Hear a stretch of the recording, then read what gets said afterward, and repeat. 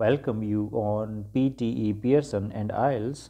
Like, share, and comment. Press the bell icon after subscribing. आज के video में हम हिंदी में डिस्कस करने वाले हैं रीऑर्डर पैराग्राफ के कुछ टिप्स एंड स्ट्रिप्स। इस वीडियो में हम आज देखेंगे पीटीई रीऑर्डर पैराग्राफ से रिलेटेड कुछ टिप्स एंड ट्रिक्स। वीडियो को स्टार्ट करने से पहले हम डिस्कस करना चाहेंगे कि आज के जो रीऑर्डर पैराग्राफ हैं वो बेस्ड हैं लॉजिकल ऑर्डर पर। और क्या है ये लॉजिकल ऑर्डर? लॉजिकल ऑर्डर से मतलब है स्टेप बाय स्टेप इन्फॉर्मेशन जब आपको दी जाती है किसी चीज़ के बारे में, या स्टेप बाय स्टेप इन्फॉर्मेशन जो दी गई है किसी प्रोसेस या एक्शन के बारे में, या किसी पर्टिकुलर टॉपिक के बारे में, उसे हम लॉजिकल ऑर्डर कहते हैं। यहाँ जो पीटीई में आपको रीऑर्डर पैराग्राफ दिए जाते हैं एग्ज़ाम में, जो कि 2 to 3 आइटम्स हो सकती हैं आपके एग्ज़ाम में, उसमें लॉजिकल ऑर्डर जो है सबसे ज़्यादा जो है यूज़ होने वाली टेक्निक है। आई थिंक आप इस लॉजिकल ऑर्डर को समझ गए होंगे। तो इस टेक्निक को, जो कि है लॉजिकल ऑर्डर वाली टेक्निक, आज हम इसमें अप्लाई करेंगे, जो कि है mostly repeated real PT exam reorder paragraph items, उनके ऊपर। बट उससे पहले यह टेक्निक आपके लिए वर्क करे उसको हम डिस्कस करेंगे। इससे पहले आपको कुछ टाइम दिया जा रहा है ताकि आप हर एक आइटम को अपने लेवल पे ट्राई करें। शुरू करते हैं फर्स्ट रीऑर्डर पैराग्राफ, और इसके लिए कुछ सेंटेंसेस जो कि हैं 4 डिफरेंट सेंटेंसेस। और आपके लिए अब कुछ टाइम प्ले किया जा रहा है, ऑलमोस्ट 1 मिनट का टाइम आपके लिए है यहाँ पे। इसको ट्राई करें अपने लेवल पे।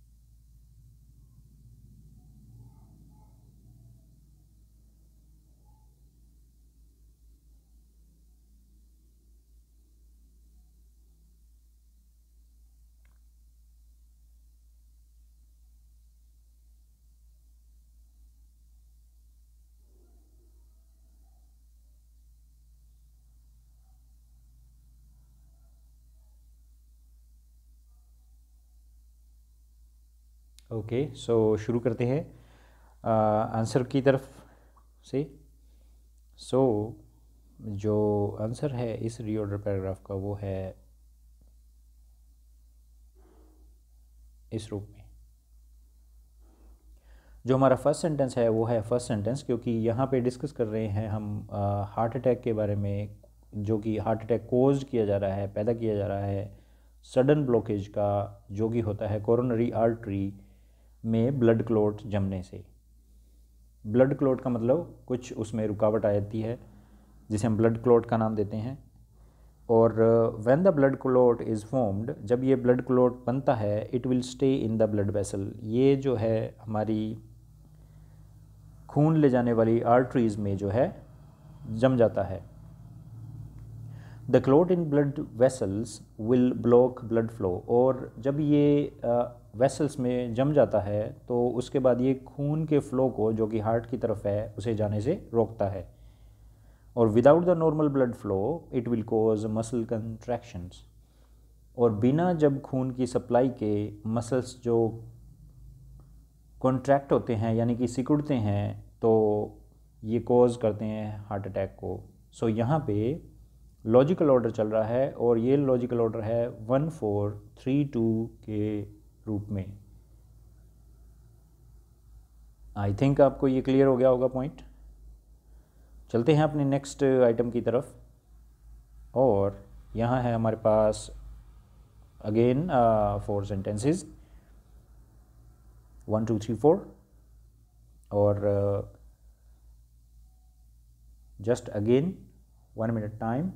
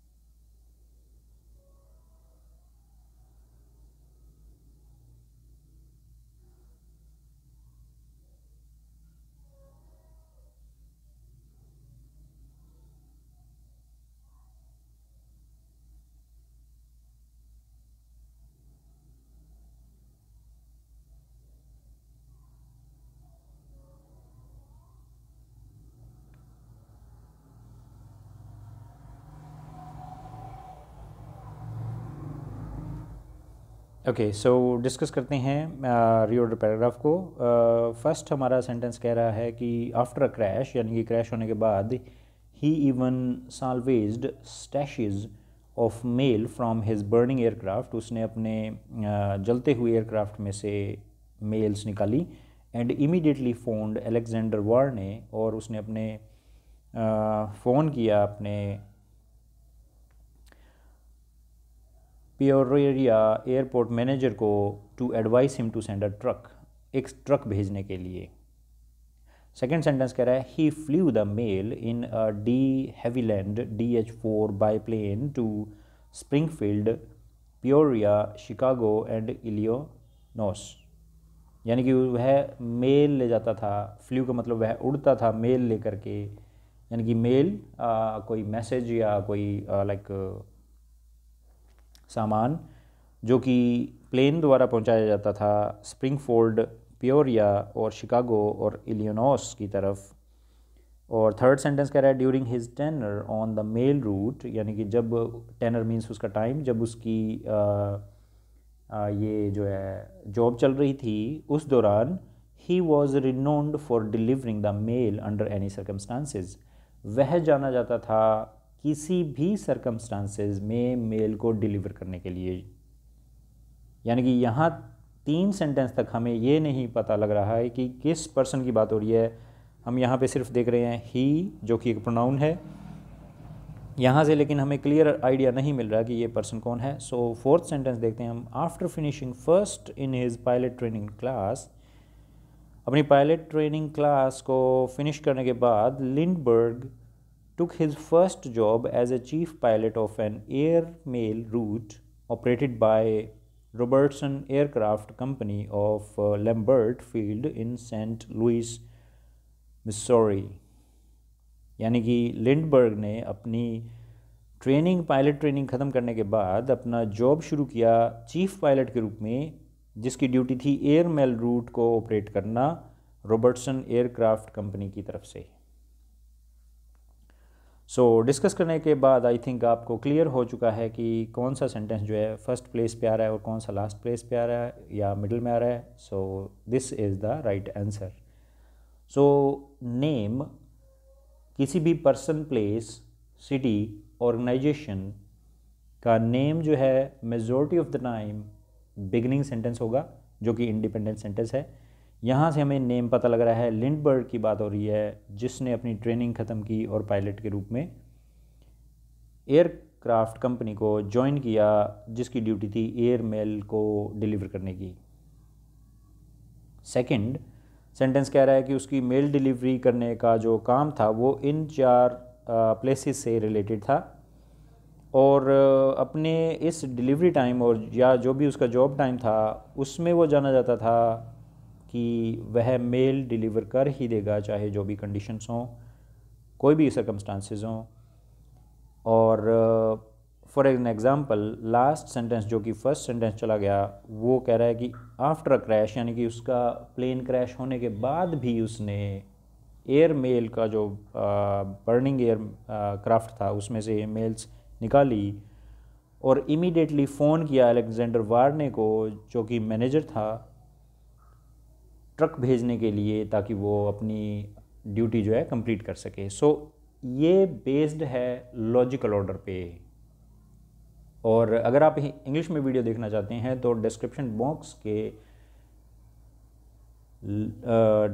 बॉक्स में जाएं और लिंक पर क्लिक करें, जो कि है इंग्लिश में डिफ़ाइन किया हुआ लॉजिकल ऑर्डर बेस्ड ये आइटम का वीडियो. चलते हैं अपनी नेक्स्ट आइटम की तरफ. और यहाँ पे आपके लिए है थोड़ा सा टाइम इसको रीड करने के लिए. 4 सेंटेंसेस जो कि डिफरेंटली अरेंज किए गए हैं.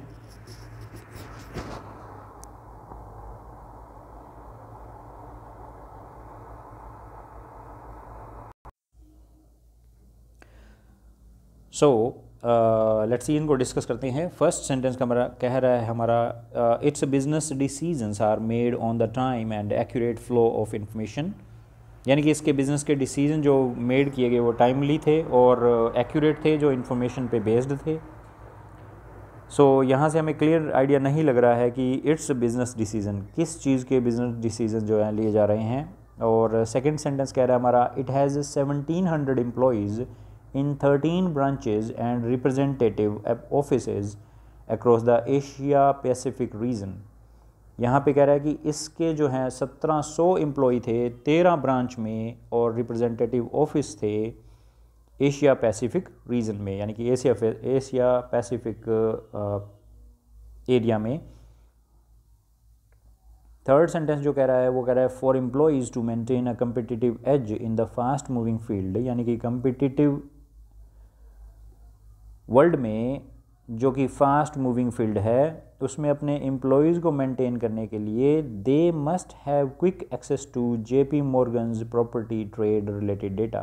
उन्होंने जेपी मॉर्गन प्रॉपर्टी ट्रेड से रिलेटेड डेटा को एक्सेस किया, यानी कि उन डेटा को कलेक्ट किया, इकट्ठा किया. और फोर्थ सेंटेंस कह रहा है JP Morgan is one of the largest banking institution in the US and a premiere international trading firm.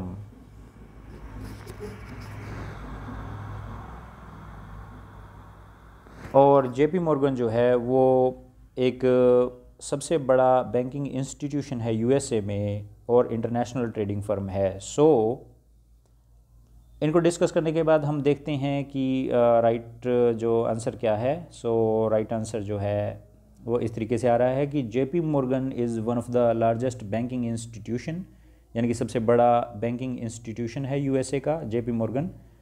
और सेकंड सेंटेंस जो इस पे डिपेंड है वो कह रहा है कि इट हैज़ 1700 एम्प्लॉयज़ और इसके 13 ब्रांच में या जो ऑफिसेज हैं उनमें 1700 एम्प्लॉय वर्क करते हैं.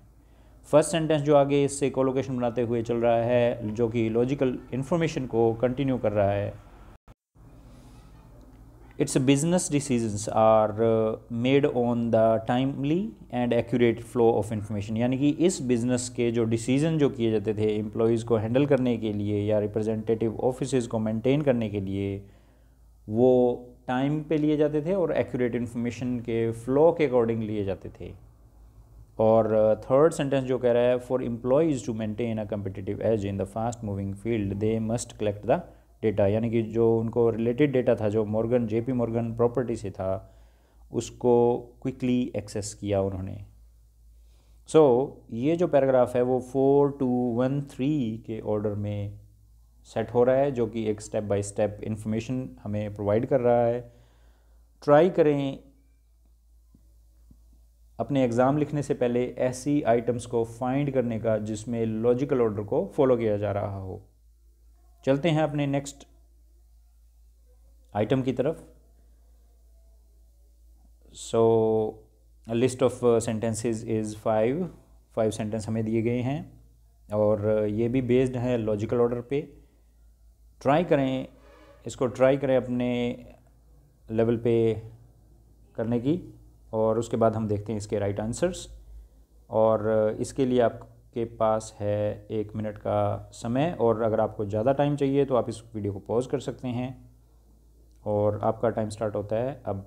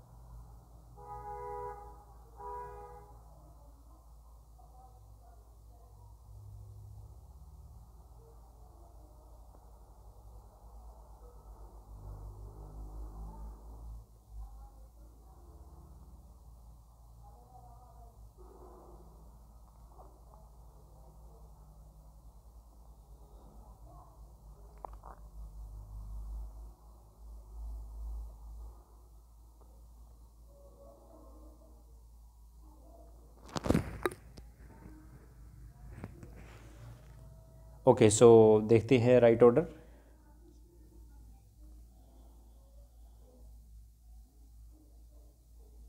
सो राइट ऑर्डर जो आ रहा है वो आ रहा है 43152। डिस्कस करते हैं। फोर्थ सेंटेंस हमारा फर्स्ट सेंटेंस कैसे है। यहाँ पे ये कह रहा है कि the camel is called the ship of the desert and there is a good reason for it, यानी कि कैमल को शिप ऑफ डिज़र्ट क्यों कहा जाता है उसके लिए कुछ रीज़न है। और ये इंडिपेंडेंट सेंटेंस है जो अपने आप में कंप्लीट मीनिंग दे रहा है। इसके बाद वाले जो सेंटेंस हैं वो इस शुरुआती सेंटेंस पे डिपेंड करते हैं। सो थर्ड सेंटेंस उसमें से सबसे पहले आएगा। फिर जैसे ये कह रहा है कि where other animals would die for lack of food and water the camel gets along nicely because it carries its food and water with it. यानी कि पैराग्राफ सेंटेंस कह रहा है कि जो बाकी एनिमल हैं वो फूड की कमी और वाटर की कमी से जो है वो डाई कर सकते हैं, लेकिन कैमल जो है वो काफ़ी टाइम तक ज़िंदा रह सकता है क्योंकि यह अपने साथ रखता है अपना खाना और वाटर, यानी फूड और वाटर। और ये एक गुड रीज़न है, इसीलिए इसको शिप ऑफ डेजर्ट कहते हैं। और फर्स्ट सेंटेंस जो कह रहा है वो कहता है 4 days before it start journey, ये अपनी जर्नी शुरू करने से पहले a camel does nothing but eat and drink. Camel अपनी जर्नी शुरू करने से पहले कुछ भी काम नहीं करता, सिर्फ खाना स्टोर करने और पानी स्टोर करने के अलावा। नंबर 5 सेंटेंस कह रहा है it eats to so much that a hump of fat may be weighing as much as 100 pounds rises on its back, यानी कि ये इतना खाता है कि 100 पाउंड के करीब इसका वेट जो है वो फैट जो है वो स्टोर हो जाता है इसके हम्प पे, यानी कि इसके बैक पे जो होता है राइज होने लग जाता है, बढ़ने लग जाता है। एंड लास्ट सेंटेंस कह रहा है कि so the camel hemp is a storage place for fat, यानी कि इसका जो हम्प है वो स्टोरेज प्लेस है फैट का, जो कि इसके बैक पे निकलता है। Which the camel's body will use up during the journey, और इसको कैमल अपनी जर्नी के दौरान यूज़ करता है। सो यहाँ पे अगर हम देखें तो फिफ्थ सेंटेंस में हम्प की बात हो रही है, जो कि ये 100 पाउंड्स के करीब जो है फूड इकट्ठा करके जो इसकी बैक पे बनता है। और सेकंड सेंटेंस जो कि लास्ट में आ रहा है, उसमें आ रहा है कि ये जो हम्प है वो स्टोरेज है फैट का, जिसको कैमल अपनी जर्नी के दौरान यूज़ करता है। सो आई थिंक ये लॉजिकल ऑर्डर आपको क्लियर हुआ होगा। चलते हैं अपने नेक्स्ट आइटम की तरफ, नेक्स्ट प्रैक्टिस। एंड यहाँ हमारे पास हैं 4 डिफरेंट सेंटेंसेस, ट्राई करें। 1 मिनट टाइम आपके पास है, और वीडियो पॉज कर सकते हैं अगर आपको और टाइम ज़रूरत चाहिए। सो यहाँ पे है आपके लिए 1 मिनट का टाइम, और ट्राई करें आप इसको, और फिर देखते हैं right answer.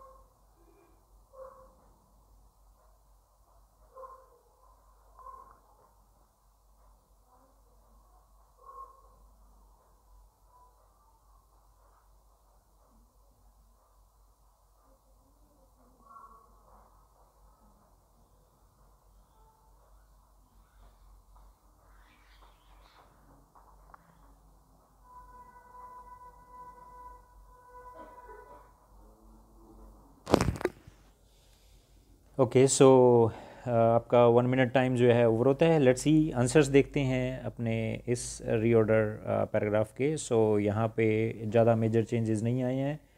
So first sentence जो आ रहा है वो आ रहा है at 5:12 AM on April 18, 1906 the people of San Francisco were awakened by an earthquake that would devastated the city.